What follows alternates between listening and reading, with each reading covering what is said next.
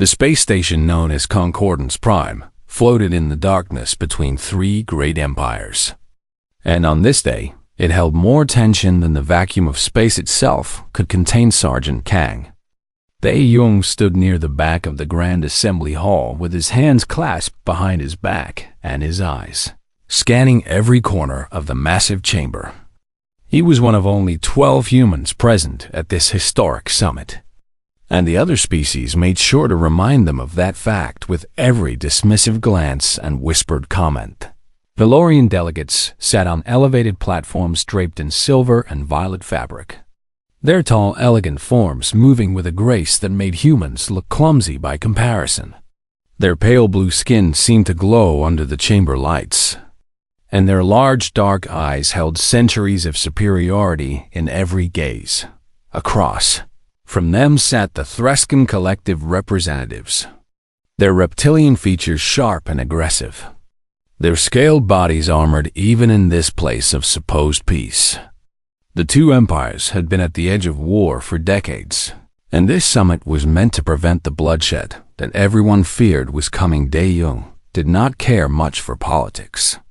He was a soldier, a protector, and his job was simple: watch for danger and respond to it before anyone got hurt.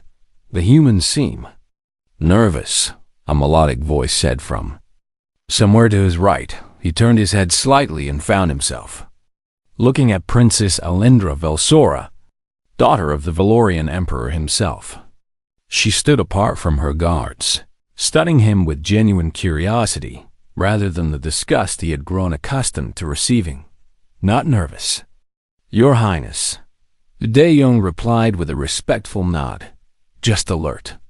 There are many people here who would benefit from chaos today. The princess tilted her head, her silver hair cascading over one shoulder like liquid moonlight. She was beautiful in the way that stars were beautiful, distant, radiant, and completely beyond reach. You speak directly, she observed. Most beings stumble over their words when addressing royalty, yet you do not. Is this a human trait or simply your own nature? Perhaps both, Your Highness. She smiled at that, a small expression that softened her regal features. For a moment, she looked less like a princess and more like a young woman curious about the galaxy around her. I have read about your species, she continued. They call you Deathworlders, survivors of a planet that should have killed you 1,000 times over. Your kind evolved, alongside predators and poisons and disasters that would have ended most civilizations before they began. Earth was not kind to us, Tae-Young admitted, but it made us strong. We learned to adapt, to endure, to protect each other against impossible odds. To protect each other. Alindra repeated thoughtfully. That is an interesting priority. Among my people, protection is reserved for those who have earned it through blood or bond. Before Tae-Young could respond, a chime echoed through the chamber, and the princess was called back to her delegation. She offered him one last curious glance before gliding away, her guards closing around her like a living shield. Tae-Young returned to his observation, but something felt wrong. The air itself seemed to hum with a tension that had nothing to do with politics. He scanned the crowd again, his trained eyes moving from face to face, searching for anything out of place. The Valorians stood proud and composed, the Threscans coiled and watchful, the dozens of other species milling about in their designated areas. Then he saw it, a servant near the central platform moving with purpose that did not match the casual pace of those around him.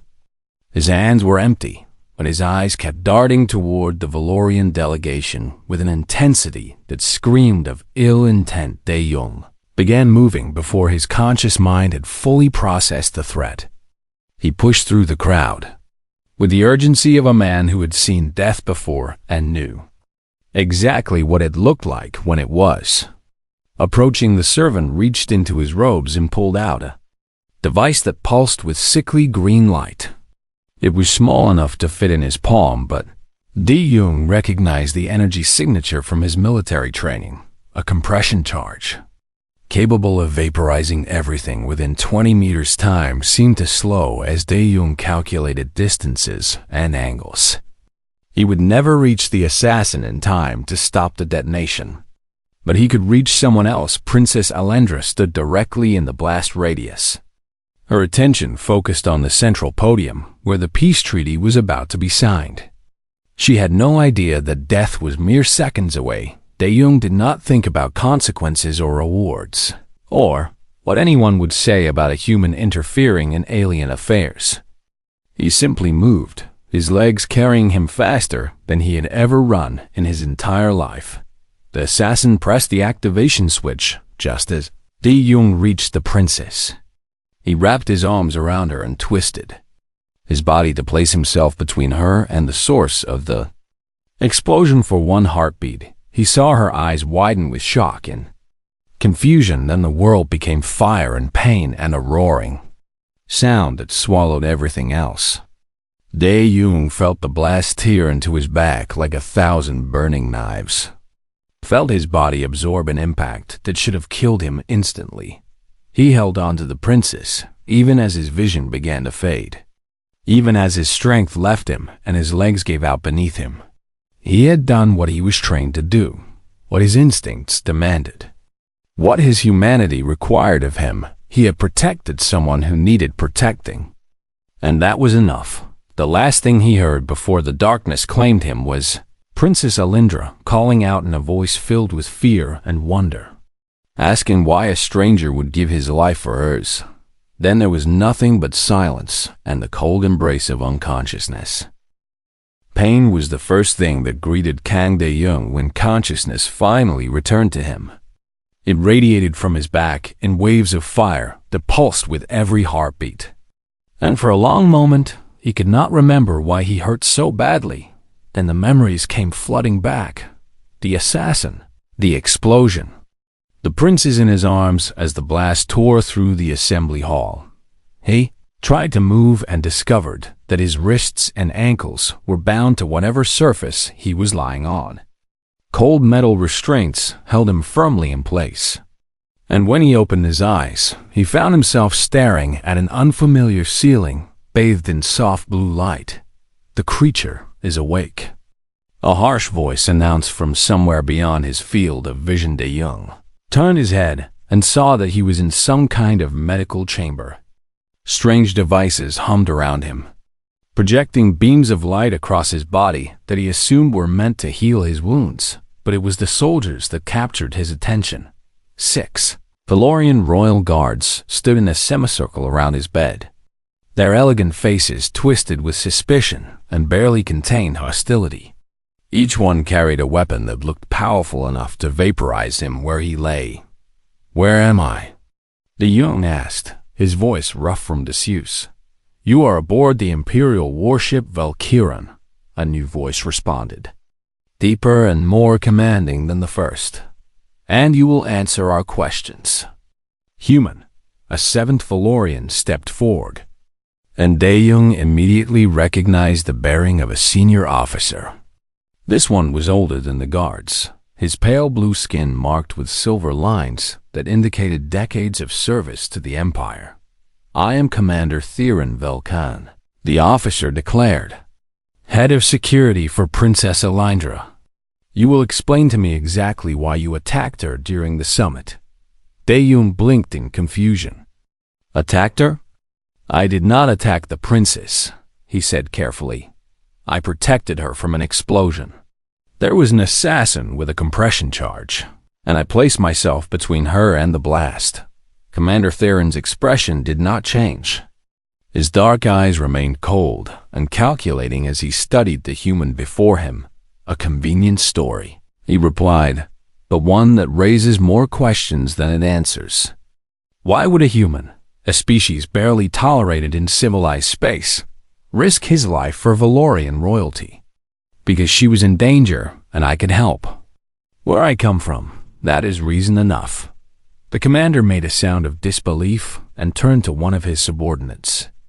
They exchanged words in rapid Valorian that Dae-Jung could not follow, their tones sharp with disagreement. "Your injuries should have killed you.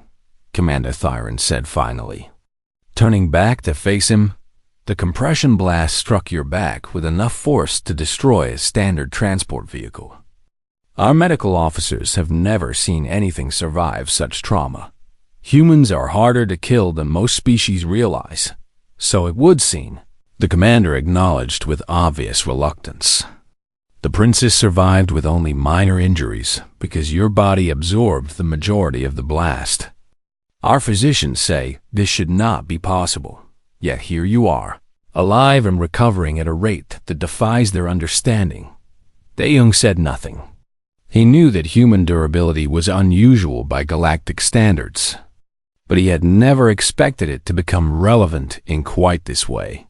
The Emperor has ordered you kept alive until we can determine the truth of what happened. Commander Thyron continued. But make no mistake, if we discover that you were part of the assassination plot, your death will be neither quick nor merciful. I was not part of any plot, Dae-young insisted. I am a security contractor attached to the human delegation. I noticed the assassin moments before he detonated his device, and I acted on instinct to save the nearest person in danger. And that person just happened to be the heir to the Valorian Empire. I did not know who she was when I moved. I only knew that she would die if I did not act. Commander Thyron studied him for a long moment, and something in his expression shifted, not quite belief, but perhaps the beginning of doubt about his initial assumptions. You expect me to accept that a human would sacrifice himself for a complete stranger with no promise of reward or recognition. I expect nothing, Dae-young replied honestly, but that is the truth. My people have always protected those who cannot protect themselves, and we do not require a reason beyond the knowledge that it is the right thing to do. The commander opened his mouth to respond, but before he could speak, the door to the medical chamber slid open with a soft hiss. Every guard in the room immediately snapped to attention, their weapons lowering in deference to whoever had just entered. Dae-young could not see past the wall of soldiers, but he heard footsteps approaching, light and graceful. Moving with a rhythm he somehow recognized, the guards parted, and Princess Alindra Velsora stepped into view. Her silver hair was pulled back from her face, and a small bandage on her temple was the only visible sign that she had been anywhere near an explosion. Her dark eyes met his, and in them Dae-young saw something he had not expected: gratitude, curiosity, and perhaps even a hint of wonder. Leave us, she commanded without looking away from him. Commander Thyron stepped forward with obvious concern. Your Highness, this human has not been cleared of suspicion. It is not safe for you to be alone with. I said leave us, Commander, Alindra repeated, a voice carrying the weight of absolute royal authority. That was not a request. The commander hesitated for only a moment before bowing his head in submission.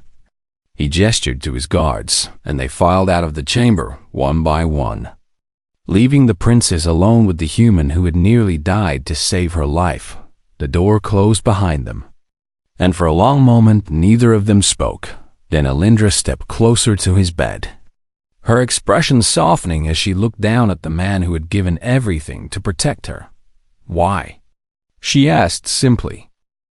Princess Alindra stood beside the medical bed, where Kang Dae-young lay restrained, her question hanging in the air between them like a bridge waiting to be crossed. Why? It was such a simple word, yet it carried the weight of everything she could not understand about this strange human who had thrown himself into death's embrace for her sake. I am not sure how to answer that question, Your Highness, Dae-young admitted, because to me, there was never any other choice. I saw danger approaching you, and I responded the only way I knew how. But you did not know me. Alindra pressed, her voice soft with confusion. We had spoken for mere moments before the attack. I was nothing to you, a stranger from a species that treats your kind with contempt. That does not matter. How can it not matter? Dae-young was quiet for a moment, gathering his thoughts. He wished he could sit up and face her properly, but the restraints held him firmly in place. Among my people, he began slowly, there is a belief that every life has value, regardless of who that life belongs to. When someone is in danger and you have the power to help them, you help them, not because you expect something in return, but because failing to act would make you less than what you should be. Alendra listened intently, her dark eyes searching his face for any sign of deception. She found none. This is a human philosophy? It is more than philosophy. It is instinct. We evolved on a world that tried to kill us every single day, and we survived because we learned to protect each other. That protection was never limited to family or friends or those who could repay the debt. The princess moved to a nearby chair and sat down, her posture still regal, but somehow less distant than before. She was trying to understand him.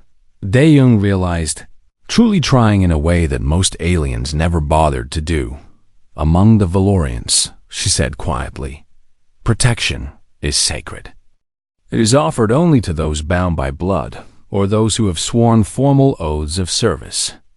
The idea of protecting a stranger without expectation of return is considered foolish at best, as suspicious at worst. Then I suppose your people think I am very foolish. A ghost of a smile crossed her lips. Commander Thyron certainly does. He believes you were part of the assassination plot, and that your apparent heroism was merely a cover for some deeper conspiracy. And what do you believe, Your Highness? Alendra met his gaze directly. I believe that I watched a man throw himself between me and certain death without a single moment of hesitation. I believe that I felt his arms around me as the explosion struck. And I believe that I am alive right now, only because his body absorbed the blast that was meant to kill me. She paused. And when she spoke again, her voice carried a weight of emotion that surprised them both. I believe that you saved my life, Sergeant Kang Dae-young, and I will not allow you to be punished for it. Your Highness, my father has requested a full report on the incident. She interrupted, rising from her chair with renewed purpose, and I intend to give him one. The evidence supports your innocence, and my testimony will confirm what I witnessed with my own eyes. She moved toward the door, but paused before opening it. There is one more thing you should know. Our investigators have identified the assassin. He was a Threscan extremist who opposed the peace treaty and hoped to reignite the war between our peoples by killing me. Then the evidence will prove that I had no connection to him. It already has, Alendra confirmed. But evidence alone may not be enough to overcome the prejudice that many in my father's court hold against humans. That is why I will speak for you personally. She pressed a control beside the door, and it slid open to reveal Commander Theron waiting in the corridor beyond. His expression was unreadable, but his posture was stiff with barely contained disapproval. Arrange a secure channel to my father, the princess commanded. I wish to deliver my report immediately. Your Highness, would it not be wiser to wait until we have completed our investigation? The investigation has completed, Commander. The human is innocent, and I will not allow him to remain in restraints a moment longer than necessary. Commander Theron's jaw tightened, but he bowed his head in acceptance. As you command, Your Highness. The channel will be ready within the hour. Alendra turned back to Dae-young one final time. I do not know what fate awaits you after this, Sergeant.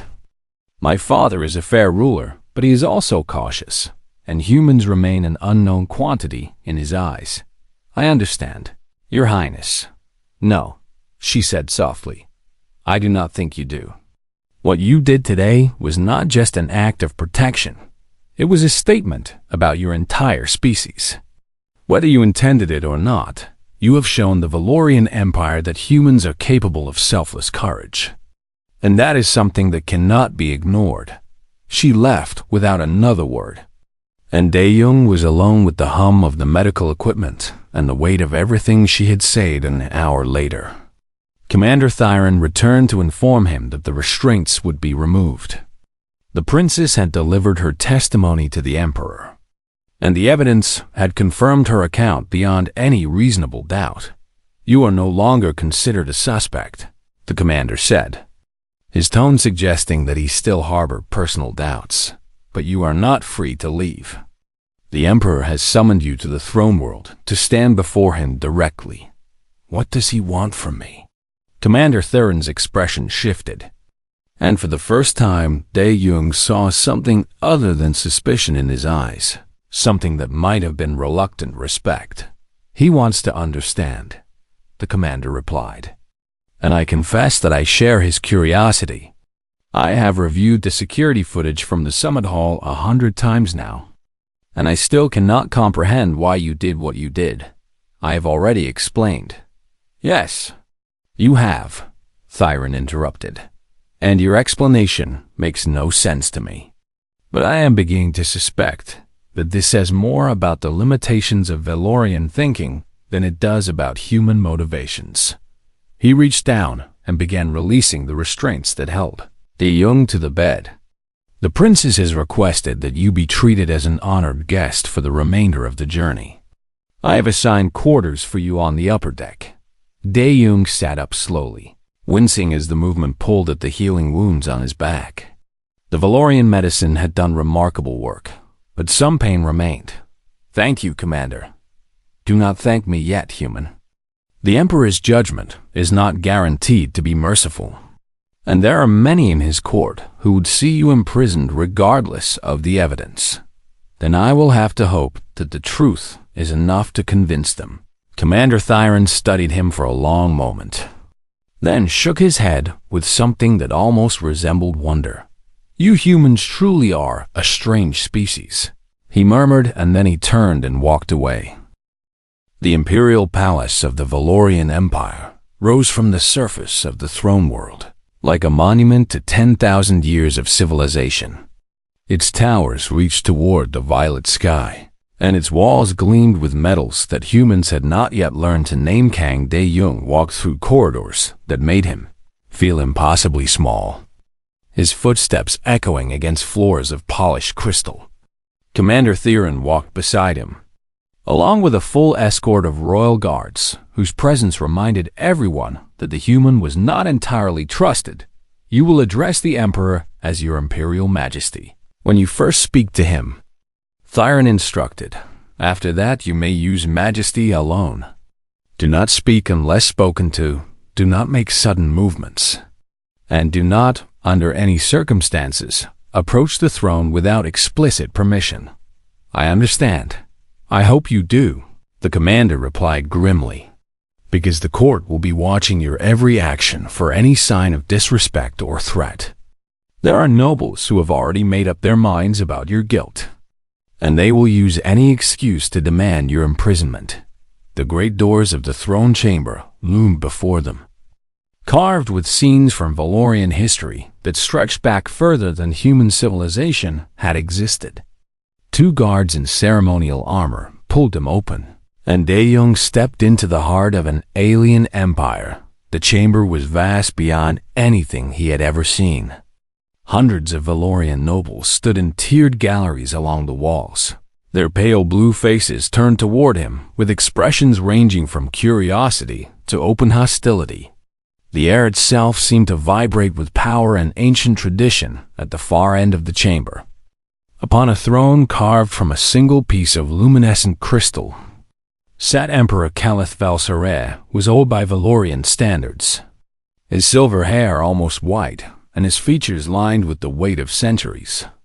But his eyes were sharp and cold, and when they fell upon Dae Jung, the human felt as though every secret he had ever held was being examined. And cataloged Princess Alindra stood at her father's right hand, her expression carefully neutral.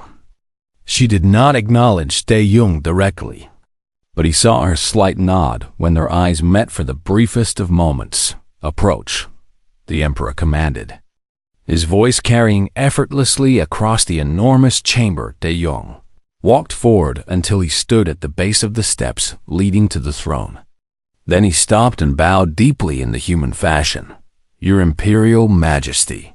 The Emperor studied him in silence for a long moment, and the entire court seemed to hold its breath. You are the human who claims to have saved my daughter's life. I do not claim it. Majesty, Daeyoung replied steadily. I simply did what was necessary when I saw that she was in danger. A murmur rippled through the assembled nobles. Some seemed offended by his directness, while others appeared intrigued. The evidence supports your account, the emperor acknowledged. The assassin has been identified as a Threscan extremist, and you had no connection to him or his organization. Furthermore, my daughter has testified that your actions were those of a protector, not a conspirator. Your Majesty, a voice called from one of the galleries. May I speak? The emperor inclined his head, and a noble in elaborate robes stepped forward. His expression was one of thinly veiled contempt. Even if this human acted as he claims, we must consider the implications of allowing such behavior to go unrewarded or unpunished. He placed his hands upon the princess without permission, an act that would be considered a grave offense if committed by any Valorian citizen. He placed his hands upon me to save my life, Alendra interjected, her voice cutting through the chamber like a blade. Would you have preferred that he observe proper protocol while I was vaporized by the explosion? The noble flushed but did not back down. I am simply noting that we cannot establish a precedent where aliens are permitted to touch members of the imperial family, regardless of their stated intentions. Enough, the emperor said, and the chamber fell silent immediately. He turned his attention back to Daeyoung, his ancient eyes boring into the human with unsettling intensity. I have one question for you, human, and I expect an honest answer. Why did you protect my daughter? What did you hope to gain? Daeyoung had known this question would come. He had thought about his answer during the entire journey to the throne world, and he had decided that only the truth would serve him now. I hope to gain nothing. Majesty, explain. Among my people, protection is not a transaction. We do not calculate the value of a life before deciding whether to save it. Your daughter was in danger, and I had the ability to shield her from harm. That was all the reason I needed. You expected to die. Yes, Majesty. When I placed myself between the princess and the explosion, I fully believed that I would not survive. And yet you did it anyway, for a stranger. For someone who belonged to a species that treats humans as barely more than animals. Yes, Majesty.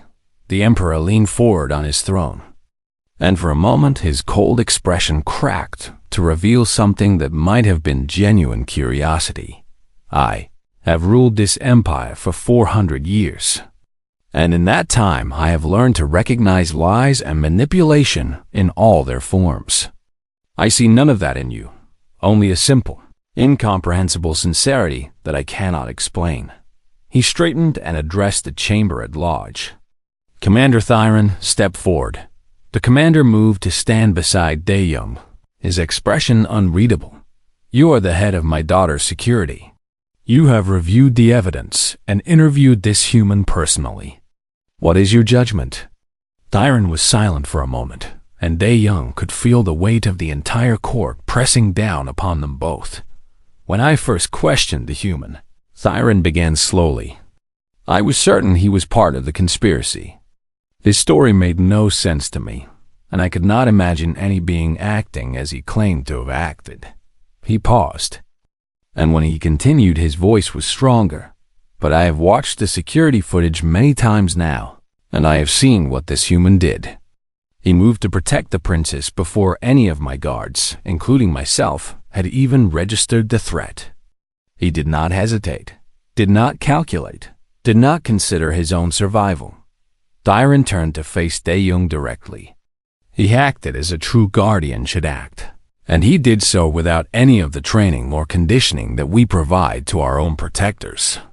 I do not fully understand why he did it, but I can no longer deny that he did. The commander turned back to the emperor and bowed. My judgment, Majesty, is that this human is innocent of any wrongdoing, and that his actions saved the life of Princess Alendra. I recommend that he be released with the gratitude of the Empire. Another murmur swept through the court, and this time There was more surprise than hostility in the sound. The Emperor nodded slowly. Your recommendation is noted, Commander. However, I believe that simple release is insufficient to address what has occurred here today. He rose from his throne, and every being in the chamber bowed in response. Bring me the scroll of Vel-Sharan. A ripple of shock spread through the imperial court as the Emperor's words echoed off the ancient walls. Whispers erupted among the noble galleries, and even Commander Theron's carefully controlled expression faltered for a moment. The scroll of Vel-Sharan. Someone gasped. But that title has not been granted in over 2,000 years. Princess Alindra's eyes widened, but she remained silent as a servant approached the throne carrying an ornate case of silver and crystal. Inside lay a scroll of material that seemed to shimmer with its own inner light. The Emperor took the scroll and descended the steps until he stood directly before Kang De-Yung. Up close, the ancient ruler was even more imposing, his presence carrying the weight of centuries of absolute power. Do you know what this is, human? I do not, Majesty. The Vel-Sharan is the highest honor that can be bestowed upon a protector in our empire, the Emperor explained, his voice carrying to every corner of the silent chamber. It designates the bearer as a sacred guardian of the imperial bloodline, one whose courage and selflessness have been proven beyond all doubt. He unrolled the scroll, revealing text written in flowing Valorian script that glowed faintly against the pale material. In 10,000 years of our civilization, this title has been granted only a handful of times. It has never been offered to anyone outside our species.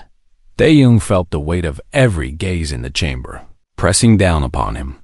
He understood now why the court had reacted with such shock. Majesty, he said carefully, I am honored by your consideration, but I am just a soldier. I am not qualified to hold such a sacred position in your empire. You are wrong, the Emperor replied. You are exactly qualified, because you have already demonstrated the qualities that the Vel-Sharan represents. You did not protect my daughter because of duty or obligation or expectation of reward. You protected her because it was simply what you believed was right. He stepped closer, and his ancient eyes softened almost imperceptibly. That is rarer than you can possibly understand. In all my centuries of rule, I have seen countless beings claim to be selfless and honorable, but their actions always revealed ulterior motives, political advantage, personal gain, fear of punishment. You had none of these, and yet you still gave your life for a stranger. I survived. Majesty, by chance alone, the Emperor countered. And that survival does not diminish what you were willing to sacrifice, Princess. Alindra descended from her place beside the throne and came to stand next to her father. Her dark eyes met De-Yung's with an intensity that made his breath catch in his chest. If you accept this honor, she said softly, you will become a formal protector of the imperial family.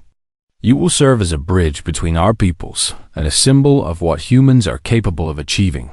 Your Highness, I am not a diplomat or a symbol. I am not a diplomat or a symbol. I am a soldier who did what any decent person should have done. That is precisely why you must accept, Alindra replied. Because you do not see yourself as special. And yet your actions have shown an entire galaxy that humans are more than the primitive Deathworlders we believed you to be. She reached out and touched his hand, a gesture that made several nobles gasp in shock. You opened the door today, Sergeant Kang De-Yung. Walking through it is your choice, but know that if you do, you will change the fate of your entire species.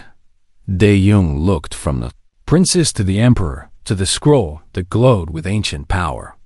He thought about his home, about Earth, about all the humans who had been dismissed and overlooked by the greater galactic community.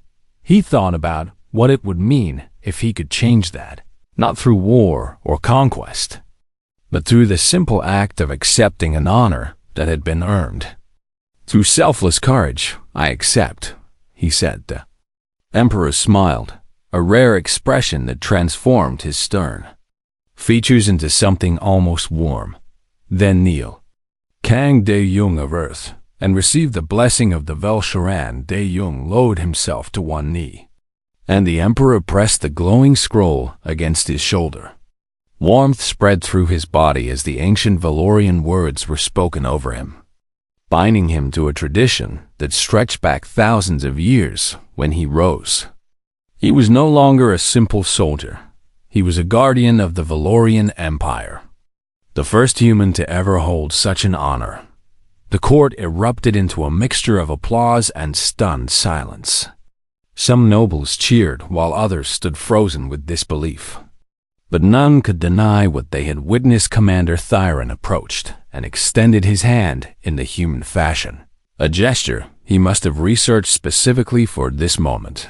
"Welcome, Velsharan," he said. "I look forward to serving alongside you." De-Jung clasped the commander's hand and nodded.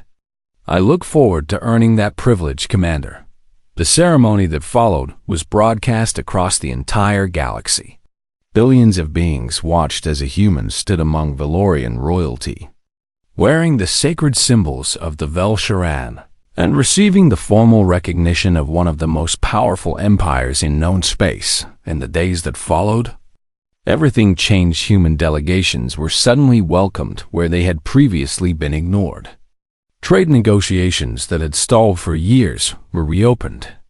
Young Valorians began seeking out humans to learn about their strange philosophy of unconditional protection. And on the throne world, Sergeant Kang De-Jung took his place at Princess Alindra's side, not as a servant or a subordinate, but as a guardian whose courage had earned him a position of honor. Months later, as they stood together on a balcony overlooking the capital city, Alindra asked him the same question she had asked when they first spoke after the explosion.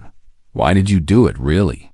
De-Jung smiled and looked out at the alien stars that had once seemed so hostile and distant. "Because someone had to," he replied simply. "And humans have always been good at standing in the way of danger for others. It is not something we choose.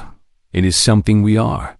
Alindra leaned against the railing beside him, her silver hair catching the light of the twin moons. "Your people truly are remarkable." "No," De-Jung said softly. "We are just human. Everything else follows from that." And across the galaxy, slowly but surely, other species began to understand what those words truly meant, that humanity's greatest strength was not their resilience or their adaptability or their stubborn refusal to die. It was their capacity to care for others, even strangers, even enemies, even those who had done nothing to deserve such compassion. That was what made them human, and that was what would one day make them legends.